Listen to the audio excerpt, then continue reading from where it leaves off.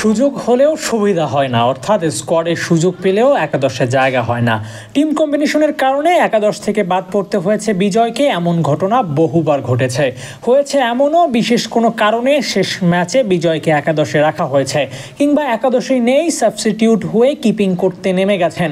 ভাগ্য বরাবরই বিজয়ের সাথে এমন খেলা খেলে, আর বিজয়ও তা মেনে নেন সহজেই।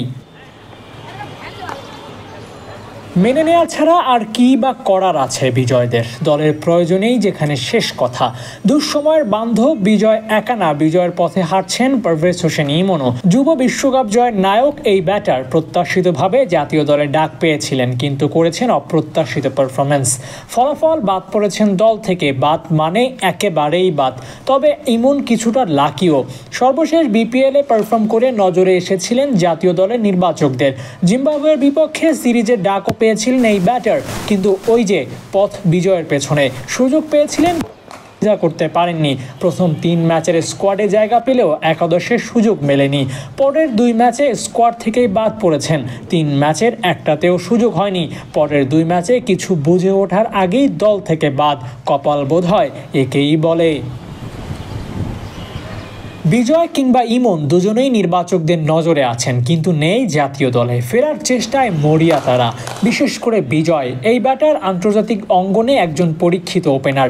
ওপেনিংয়ের জন্য বাংলাদেশে যে কজন ব্যাটার ফার্স্ট চয়েসের কাতারে থাকবেন, তাদের মধ্যে বিজয়ও থাকবেন।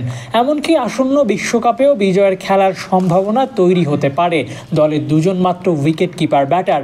বাই এনি চান্স কারো দরকার পড়লে তখন বিজয়কে উড়িয়ে নিয়ে দলের সাথে যোগ করার গুঞ্জনও রয়েছে। গুঞ্জন না, পারভেজ হোসেন ইমনকে নিয়েছিল নিশ্চয়তা। লিটন দাসের অফ ফর্মের কারণে বাড়তি একজন ওপেনারের সংকটে ছিল বিসিবি। তানজিদ তামিম ও ইমন, এই দুজনের মধ্যে যে কোনো একজনকে দলে নেওয়ার পরিকল্পনা ছিল, কিন্তু তামিম ভালো করায় তাকে নির্বাচিত করা হয়েছে। আর ইমন কোনো ম্যাচ না খেলেই বাদ পড়েছেন দল থেকে। তবে বাদ পড়াই যে শেষ কথা নয়, চাইলেই যে ফিরে আসা যায়, এই লক্ষ্যে নিজেকে প্রস্তুত করছেন পারভেজ হোসেন ইমন। একই সঙ্গে এনামুল হক বিজয়ও এই পরীক্ষায় নিজেকে এগিয়ে রাখার চেষ্টায় আছেন। সুযোগ আসলে তা যেন ভালোভাবে লুফে নেওয়া যায়, সেই চেষ্টাটাই করছেন বিজয়রা। ইমন বিজয়ের এই চেষ্টা অব্যাহত থাকুক, সুযোগ আসুক, পারফর্ম করে দলে জায়গা করে নিক এই দুজন, সেই কামনাই করছি। Abu Naim, sports Times.